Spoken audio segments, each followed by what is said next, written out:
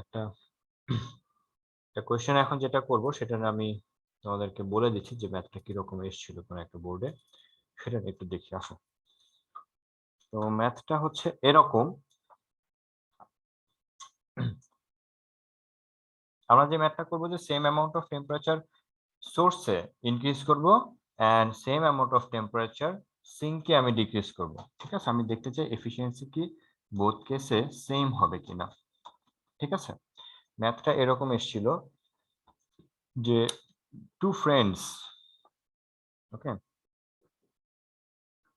Two friends, one হচ্ছে গিয়ে like মনে করো একজনের নাম হচ্ছে গিয়ে কি নাম দিব, শামস, ওয়ান হচ্ছে গিয়ে শামস, আরেকজন নাম হচ্ছে গিয়ে কি নাম দিব, তানভীর, মনে করো দুইজন ফ্রেন্ড। ও হচ্ছে গিয়ে বললো, ও হচ্ছে শামস হচ্ছে গিয়ে শামস হচ্ছে গিয়ে যেটা করতে চায়, wants to increase 10 wants to increase temperature of source to increase efficiency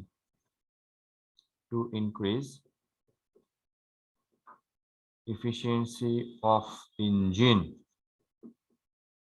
আর তানভীর হচ্ছে গিয়ে কি করতে চায়, ও হচ্ছে গিয়ে wants to decrease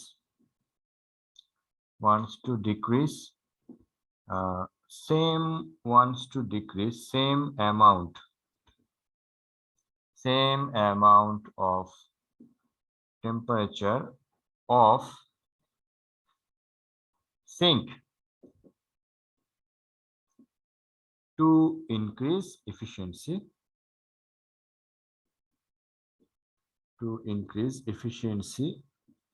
of engine। ওকে, এটা আমার কোয়েশ্চেনটা বুঝাচ্ছ যে শামস হচ্ছে গিয়ে সেম যতটুকু সোর্সের টেম্পারেচার যতটুকু ইনক্রিজ করবে তানভীর হচ্ছে অতটুকু টেম্পারেচার সিঙ্কে ডিক্রিজ করবে। সেম অ্যামাউন্ট অফ টেম্পারেচার সিঙ্কে ডিক্রিজ করবে। কি জন্য? আমি যদি সিঙ্কের টেম্পারেচার ডিক্রিজ করি, সোর্সের টেম্পারেচার ইনক্রিজ করি, বোথ কেসে এফিসিয়েন্সি বেশি হয়।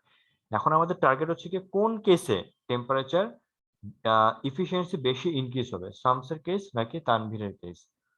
কোয়েশ্চেন বুঝেছো সবাই নাকি কনফিউশন আছে? না স্যার, বুঝেছি।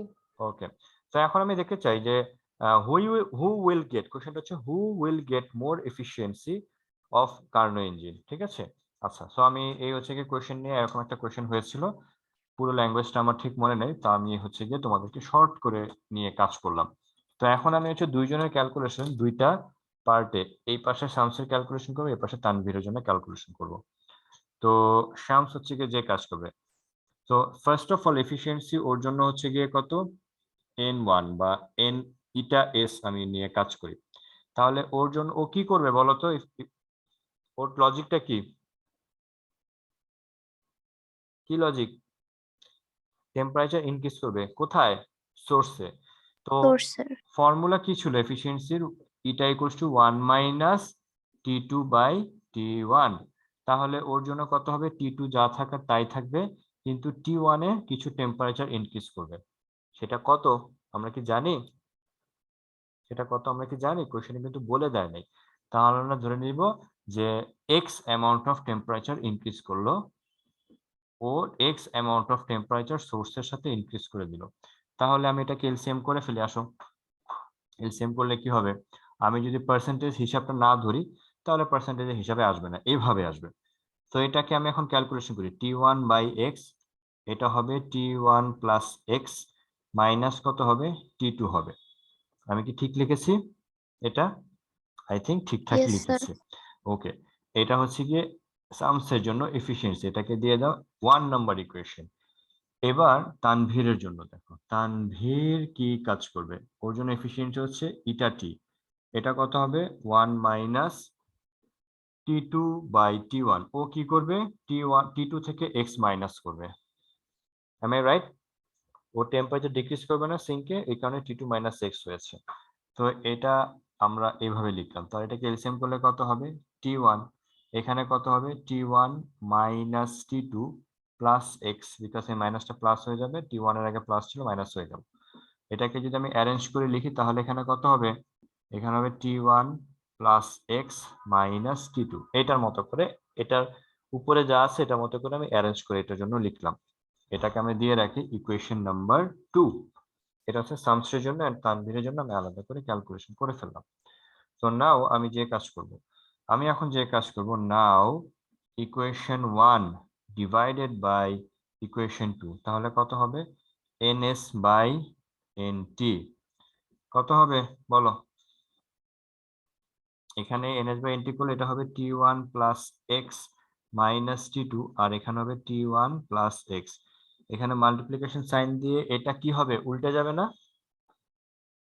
এটা কি Yes, sir. উল্টে যাবে, উল্টে গেলে কত হবে, উপরে t1 আর নিচে কত T1. হবে t1 plus x minus t2। কিছু কি ক্যান্সেল হয়? অবভিয়াসলি এটার সাথে T1 plus x minus T2. এটা ক্যান্সেল হয়ে যাবে, তাহলে উপরে কে থাকে t1 আর নিচে কত t1 প্লাস এক্স, এটা হচ্ছে গিয়ে কত ns বাই nt। এখন বলো তো, এটার দিকে একটু তাকিয়ে বলো তো, এখানে কোনটা বেশি, উপরেরটা না নিচেরটা? ডিনোমিনেটর বেশি না নিউমারেটর বেশি? ডিনোমিনেটর। ডিনোমিনেটর বেশি, তাহলে এই ফ্র্যাকশনটা কি 1 থেকে বড় হবে না ছোট হবে? ছোট হবে। ছোট হবে, তাহলে আমি এটাকে লিখতে পারি this fraction is less than 1। এই যে এই ফ্র্যাকশনটা 1 থেকে লেস দ্যান 1 লেখা যাবে। হ্যাঁ স্যার। ওকে, নেক্সট লাইন লিখে ফেলি আমরা, ns by nt is less than 1, দেখা যাবে অবভিয়াসলি। এখন আমি এই nt কে ক্রস করে দেই, তাহলে এখানে কে থাকবে ns is greater than nt, তাহলে এফিসিয়েন্সি কে বেশি পাবে, শামস নাকি তানভীর? শামস। শামস হচ্ছে কি এফিসিয়েন্সি বেশি পাবে। তাহলে আমরা দেখলাম যে চারটা কন্ডিশন করেছিলাম, চারটা কন্ডিশনে সেকেন্ড এন্ড থার্ড কন্ডিশনে বোথ কেসেই হচ্ছে এফিসিয়েন্সি ইনক্রিজ হয়, বাট ওই দুইটার মধ্যে আবার কম্পিটিশন আছে। তাহলে তুমি যদি কখনো কোন একটা ইঞ্জিনের এফিসিয়েন্সি ইনক্রিজ করতে চাও, তুমি কি সেম অ্যামাউন্ট অফ টেম্পারেচার সোর্সে ইনক্রিজ করবা নাকি সেম অ্যামাউন্ট অফ টেম্পারেচার সিঙ্কে ডিক্রিজ করবা? বলো। সোর্সে। সোর্সে আমরা ইনক্রিজ করব, ঠিক আছে। এই ম্যাথটা কোন একটা বোর্ডে আসছিল, দেখবা কি টেস্ট পেপার ঘাটাঘাটি করলে দেখবা ওখানে ওরা এক্স এর বদলে 100 কেলভিন নিয়ে কাজ করেছে, মানে সোর্সের সাথে 100 কেলভিন টেম্পারেচার ইনক্রিজ করেছে, আর সিঙ্ক থেকে 100 কেলভিন টেম্পারেচার ডিক্রিজ করেছে। 100 কেলভিন আমরা নিব না, আমরা আরবিটারি কোনো নাম্বার নিব না, আমরা একটা সিম্বল ধরে নেব, কারণ হোয়াই 100, হোয়াই নট 200? আমার লজিকটা ধরতে পেরেছো? 100ই কেন নিব, 200 1000 কেলভিন নিলে সমস্যা কি? ক্লিয়ার? সো এই কারণে আমাদের যদি এই কোয়েশ্চেনটাতে আমাকে কেউ করতে না পারে, সেজন্য আমরা সিম্বল নিয়ে কাজ করেছি। ক্লিয়ার? স্যার নাম্বার নিলেও তো ওই রকমই আনসার আসবে। হ্যাঁ হ্যাঁ, নাম্বার নিলে ওরকম আসবে, কিন্তু তোমার স্ক্রিপ্ট যিনি চেক করবেন উনি যদি জিজ্ঞেস করে তোমাকে তুমি 100 কেলভিন কেন নিয়েছো, তাই না, তুমি কি বলবো ধরে তখন? নিছি। ওয়াই 100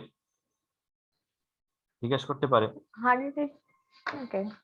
তাই না, জিজ্ঞেস করতে পারে, তাই আমরা সিম্বল ধরে নিব না। আর এই ম্যাথটা যেটা আছে কোশ্চেনে দেওয়া ছিল t1 এরকম t2 এরকম কোশ্চেনে দেওয়া ছিল, ঠিক আছে। আশা করি তোমরা সবাই এটা করতে পারবা।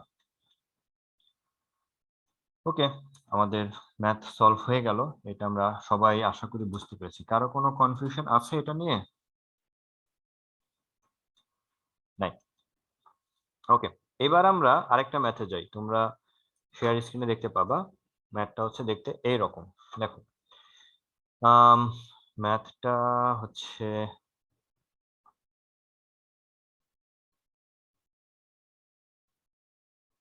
রাজশাহী এন্ড চিটাগাং 2018 আসলে রাজশাহী বোর্ড এন্ড চিটাং বোর্ডে আসছিল। দেখো কি বলেছে, a reversible engine converted 1/6 of heat taken from source, ঠিক আছে, converted 1/6 of heat taken from source, source থেকে যে হিট নিয়েছে তার 1/6% কোথায় কনভার্ট করেছে,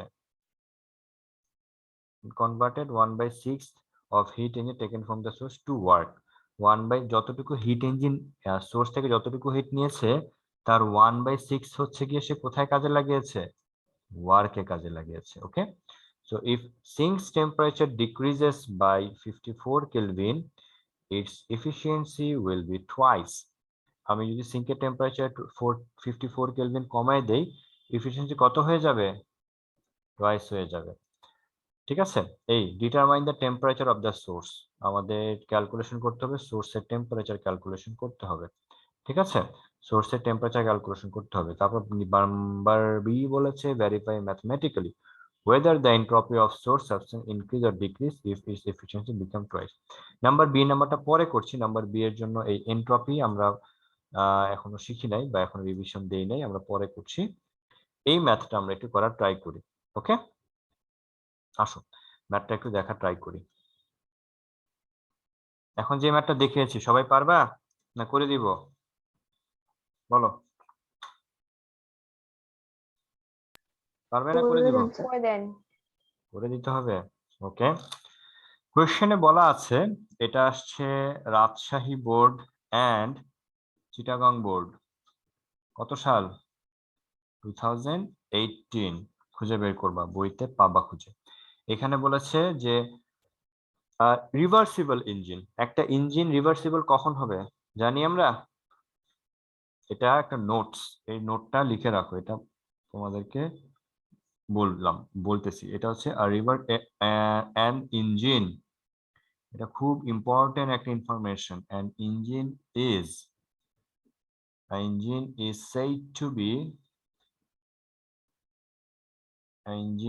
said to be reversible engine if Q1 by Q2 equals to T1 by T2, এইটা যদি লিখতে পারো, লেখা যায়, তবে ওই ইঞ্জিনকে রিভার্সিবল ইঞ্জিন বলবা। আর যদি Q1 and Q2 এর ratio and T1 and T2 ratio যদি ইকুয়াল না হয়, তাহলে তুমি সেটাকে রিভার্সিবল ইঞ্জিন বলতে পারবা না। মনে থাকবে? ক্লিয়ার তো? স্যার। ওকে, এখন আমরা সলিউশনে যাচ্ছি। সলিউশনে বলেছে, কোশ্চেনে বলেই দিয়েছে শুরুতে, it is an reversible engine. এই ইঞ্জিনটা কি করেছে, সোর্স থেকে যতটুকু হিট এনার্জি নিয়েছে তার 1/6 হচ্ছে ওয়ার্ক ডান করেছে। সোর্স থেকে কত এনার্জি নেয়, Q1 নাকি Q2 বলো? কত নেয়? Q1 Q1 নেয়। তাহলে আমরা বলতে পারি ওয়ার্ক ডানটা হচ্ছে গিয়ে 1/6 অফ Q1, লিখতে পারবো? অবভিয়াসলি লিখতে জি পারবো। স্যার। তোমরা একটু খুঁজে দেখো তো, আমি যে ইঞ্জিনের একটা ফ্লো চার্ট দেখিয়েছিলাম, ওই ফ্লো চার্টে ওয়ার্ক ইকুয়ালস টু কত লেখা ছিল ওয়ার্কের বদলে, দেখো তো। Q1 minus Q2 Q1 minus Q2 equals to কত, Q1 by 6। তাহলে এইখান থেকে আমরা কি লিখতে পারি, এই Q1 কে এই পাশে নিয়ে আসলে কত হবে, মাইনাস হয়ে যাবে। এটাকে সলভ করব, আমরা সলভ করলে আমরা এই রকম কিছু পাবো, 5Q1 বা Q1 by 6 equals to Q2, or এটাকে লিখতে পারবো আমরা Q1 by Q2 equals to 5/6 লিখা যাবে। বুঝতে পারছো, Q1 by Q2 equals to 5/6 লিখতে পারবো আমরা।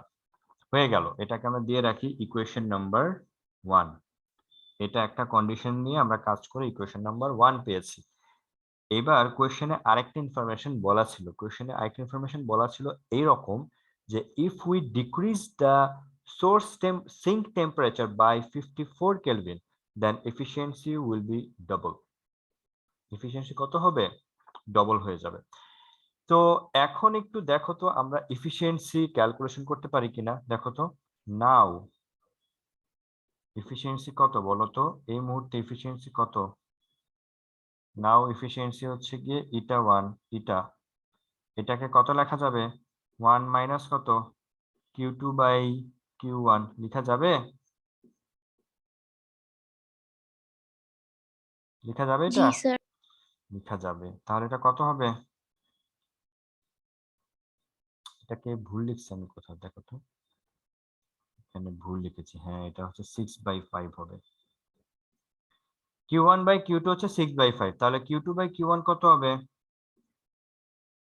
5/6 5/6 ইন্টু 100%। এটাকে সলভ করলে কত হবে? যদি আমি পার্সেন্টেজে হিসাব না করি, তাহলে এটাকে পার্সেন্টেজে হিসাব না করলে লেখার দরকার নাই পার্সেন্টেজটা, ঠিক আছে? কত হবে? এটা হবে কত? 1/6। ওকে, 1/6 হচ্ছে তার এফিসিয়েন্সি হবে। তো কোয়েশ্চেনে বলে দিয়েছে যে আমি যদি টেম্পারেচার যদি 54 কেলভিন আমি ডিক্রিজ করি, তাহলে এটার এফিসিয়েন্সি টুয়াইস হয়ে যাবে, ঠিক আছে? তাহলে নিউ এফিসিয়েন্সি, তো নিউ এফিসিয়েন্সি যেটা হবে, কি লেখা যাবে? 2 ইন্টু এটা কত লিখতে পারবো? 1 মাইনাস কত লিখতে পারবো? T2 মাইনাস কত? 54 ডিভাইডেড বাই T1 লেখা যাবে? দেখো তো এটা লিখতে পারি কিনা আমরা। জি বলেছে স্যার। T2 এর টেম্পারেচার 54 যদি আমি ডিক্রিজ করে দেই, তাহলে এফিসিয়েন্সি টুয়াইস হয়ে যাবে। যে এফিসিয়েন্সি টুয়াইস হয়ে গেল, সিম্পল। তাহলে এখন বলো 2 ইন্টু 1/6, এটাকে পার্টিশন দিয়ে দিব আমরা। 1 মাইনাস T2/T1, T1টা T2 এর সাথে গেল, তারপর এই মাইনাসের সাথে এই মাইনাস মাল্টিপ্লাই হয়ে এটা প্লাস হয়ে যাবে, আর এটা হবে 54/T1। বুঝতে পেরেছি? ওকে, এটা কত হয়ে যাবে? 1/3 ইকুয়ালস টু 1 মাইনাস, দেখো তো এইটার বদলে কিছু লেখা যায় কিনা কোশ্চেনে। কি 6/5 স্যার 5/6 5/6 কেন লেখা যাবে এটা? কারণ কোশ্চেনে বলে দিয়েছিল it is an reversible engine. যেহেতু কোশ্চেনে বলে দিয়েছে it is an reversible engine, তাহলে আমি A1/Q2 = T1/T2 এটাকে ইউজ করতে পারবো। ওকে, তাহলে আমি T2/T1 হচ্ছে গিয়ে T1/T2 হচ্ছে Q1/Q2 ইকুয়াল, তাহলে T2/T2 হবে Q1/Q2 ইকুয়াল, তার মানে এটাকে 5/6 অবশ্যই লেখা যাবে। আর এখানে কত থাকবে? 54/T1। এইখান থেকে আমরা খুব সহজেই T1 ক্যালকুলেশন করে ফেলতে পারবো। ওকে, আমাদেরকে T1ই ক্যালকুলেশন করতে বলেছে কোয়েশ্চেনে, যে what is the temperature of swords. তাহলে আমরা করে ফেলে আসো। আমরা কিভাবে করব?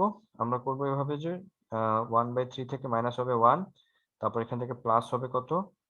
5/6, এটা হবে, এটাকে আবার ইনভার্স করব, এটা হচ্ছে 54 মাল্টিপ্লাই করব, 324 কেলভিন হবে। T1 কত হবে? 324 কেলভিন। এটা হচ্ছে সোর্সের টেম্পারেচার। সবাই কি বুঝতে পেরেছে ম্যাথটা? পারবো তো? আচ্ছা ওকে, এই হচ্ছে গিয়ে আমাদের ম্যাথগুলা। এই ম্যাথটা আমরা খুব সুন্দর মতো করতে পারলাম। এইভাবে করে তোমাদের সোর্স ইঞ্জিন টাইপ ম্যাথগুলা খুব সুন্দর মতো করে করে ফেলতে হবে, ঠিক আছে? খুব সুন্দর মতো করবা, যাতে করে তোমরা নেক্সট পরীক্ষায় থার্মোডাইনামিক্সের সেকেন্ড ল নিয়ে অ্যাপ্লাই করে ম্যাথগুলো করতে পারো। গুড। আচ্ছা, স্যার, হ্যাঁ শামস আর তানভীরের ম্যাথে লাস্টে না একটা ভুল হয়েছে, ওইটা তানভীরের এফিসিয়েন্সি বেশি হবে শামসের চেয়ে, কিন্তু আমরা উল্টাটা লিখেছি। না, না, কারণ স্যার T1/T1 প্লাস এক্স তো হচ্ছে গিয়ে লেস দ্যান 1 হবে না, কিন্তু আমরা ওখানে গ্রেটার দ্যান 1 দিয়েছি। তাই এখানে কি ছিল? NS/NT ছিল, এরকম ছিল। আর ইয়েস স্যার। উপরে কি ছিল? T1 আর নিচে T1 T1 প্লাস প্লাস টি। এক্স। এটা তো এরকম হবে।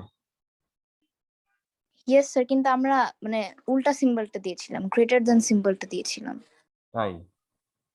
ও আচ্ছা আচ্ছা, যদি এটা হয় তাহলে আমাদের কি হবে? NS বা সবাই একটু কারেকশন করে নাও তো। তাহলে এটা হবে 1 হবে, দেখতে পাচ্ছ তোমরা? তাহলে এটা হবে NS less than of NT। আচ্ছা, থ্যাংক ইউ। তাহলে আমি কি করব? সোর্সের টেম্পারেচার একই টেম্পারেচার সোর্সে ইনক্রিজ না করে একই টেম্পারেচার আমরা সিঙ্কে ডিক্রিজ করব, এতে করে আমাদের এফিসিয়েন্সি বেশি হবে। ওকে, আচ্ছা, ঠিক আছে, থ্যাংক ইউ। তাহলে সময় হয়তো বা কোনো কারণে একটু ভুল হয়ে গিয়েছিল। এটা ক্লিয়ার সবার কাছে, যেটা এই 2018 যে ম্যাথটা করলাম? ওকে, ইয়েস স্যার। আচ্ছা, এখন আমরা এই আরেকটা টপিকস পড়বো, এটা হচ্ছে গিয়ে তোমার ইসের জন্য কি বলে,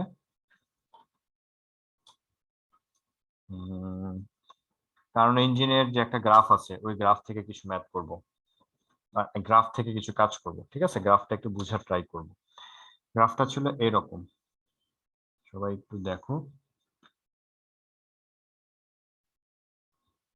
এখানে 4টা কেস ছিল কারণ ইঞ্জিনে।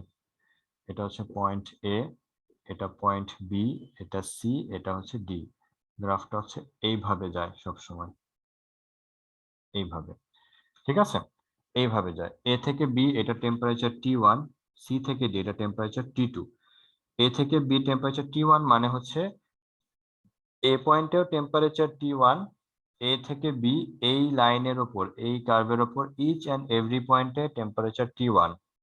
ওকে, সি কার্ভে, সিডি কার্ভে টেম্পারেচার T2 মানে হচ্ছে সি পয়েন্টে টেম্পারেচার যেরকম, ইচ অ্যান্ড এভরি পয়েন্টে টেম্পারেচার কি একই রকম, সেটা কোন পর্যন্ত? ডি পর্যন্ত। বুঝতে পেরেছি? আচ্ছা, বি পয়েন্টের টেম্পারেচার কত বলো তো? বি পয়েন্টের টেম্পারেচার কত? T1 T1। এ পয়েন্টের কোঅর্ডিনেট বলো। কোঅর্ডিনেটকে আমরা কি এক্স কমা ওয়াই লিখি না?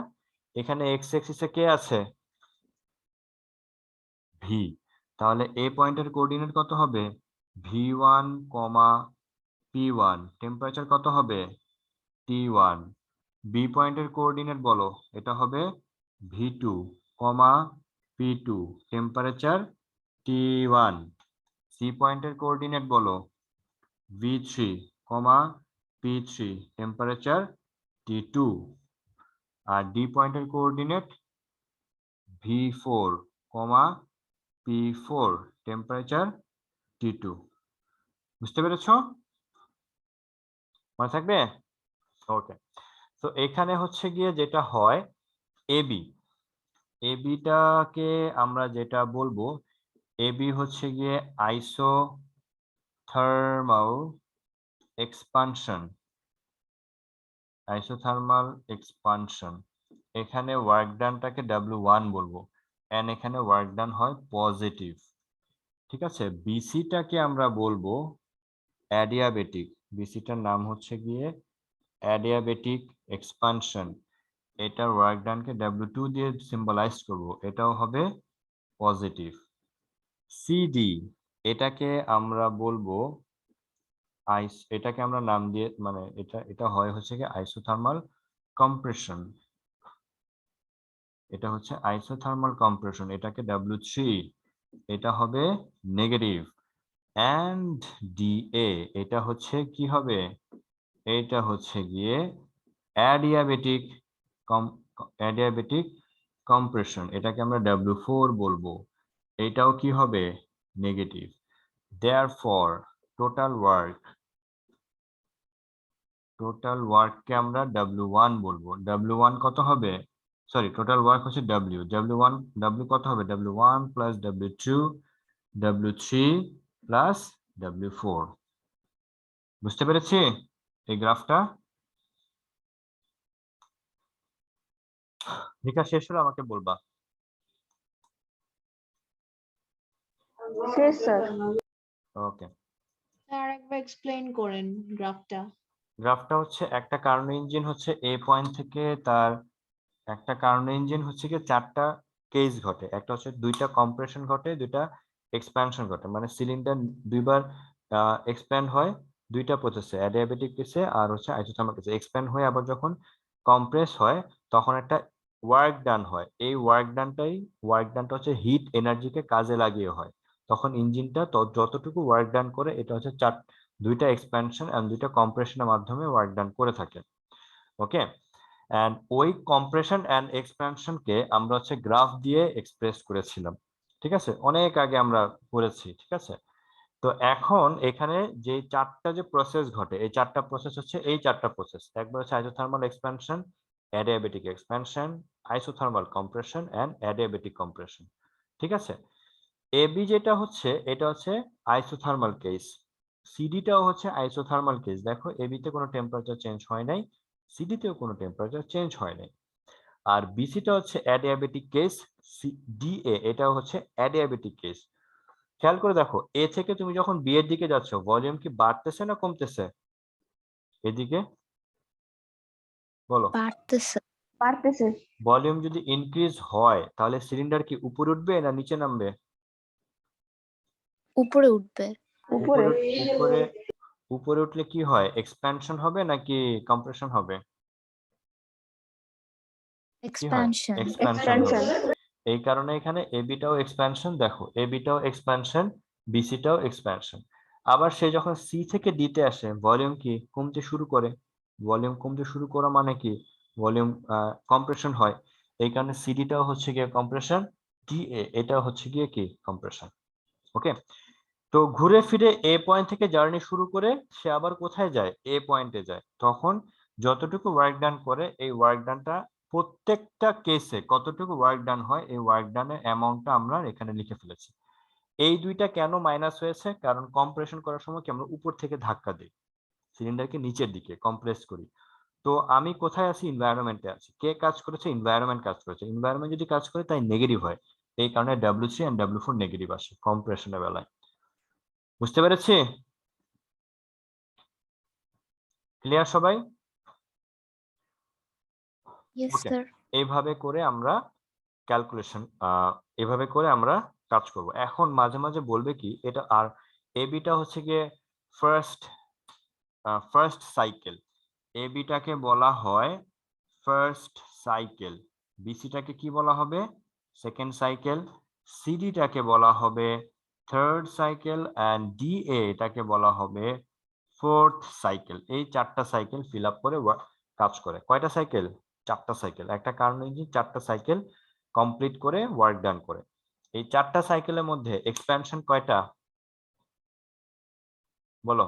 দুইটা। এক্সপ্যানশন দুইটা, কম্প্রেশন দুইটা। আইসোথার্মাল কেস দুইটা। অ্যাডিয়াবেটিক কেস দুইটা। ঠিক আছে, এমসিকিউ কিন্তু এখান থেকে হবে। ওকে, মনে রাখবা। আর total work done W1 W2 W3 W4 লিখবো, বাট W3 এর যে ভ্যালু যখন লিখবো তখন এখানে মাইনাস সাইন দিয়ে লিখবো, W4 এর ভ্যালু যখন লিখবো তখন মাইনাস সাইন দিয়ে লিখবো, বিকজ এই দুটাতে এক্সপ্যান্ড কম্প্রেশন হয়েছে, আর কম্প্রেশনের ওয়ার্ক ডান নেগেটিভ হয়। মনে রাখবা, এই হচ্ছে গিয়ে একটা এই সাইকেলের টোটাল কাজ আমরা এইটুক ডায়াগ্রামের মধ্যে, এইটুক লেখার মধ্যে আমরা এক্সপ্লেন করলাম। মাঝে মাঝে বলবে কি যে find work done, find work done from third cycle of Carnot engine। ঠিক আছে, ওয়ার্ক ডান ক্যালকুলেশন করতে বলেছে কোন সাইকেল থেকে বলো? থার্ড সাইকেল থেকে। থার্ড সাইকেল কোনটা এখানে, A B B C C D D A কোনটা? সিডি। সিডি। সিডিটা কোন কেস? Isothermal compression. আইসোথার্মালের জন্য ওয়ার্ক ডানের ফর্মুলা লিখতে হবে। তুমি বলো তো আইসোথার্মাল, যেহেতু সিডিটা আইসোথার্মাল কেস, তাহলে আইসোথার্মাল কেসে ওয়ার্ক ডানের ফর্মুলা তুমি কি পড়ে আসছো? ওয়ার্ক ডানের ফর্মুলাটা বলো আইসোথার্মাল কেসে। NRT loan P1/P2। NRT loan P1/P2 অথবা V2/V1, তাই না? Yes, sir. V2/V1। V2টার পরিচয় কি? What is V2? V2টা হচ্ছে ফাইনাল ভলিউম, আর V1 কি? Initial volume. Initial volume. এখানে একটা ইম্পর্টেন্ট ইনফরমেশন আছে, এটাকে মনোযোগ দিয়ে শুনে নাও। V2টা হচ্ছে ফাইনাল ভলিউম, V1 হচ্ছে ইনিশিয়াল ভলিউম। এই থার্ড সাইকেল কোন পয়েন্ট থেকে জার্নি শুরু করেছে? থার্ড সাইকেলটা কোন পয়েন্ট থেকে স্টার্ট হয়েছে? C point. সি পয়েন্ট থেকে। শেষ হয়েছে কোথায়? ডি পয়েন্টে।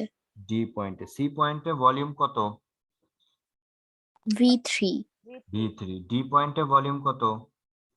V4। V4, তাহলে ইনিশিয়াল ভলিউম কোনটা?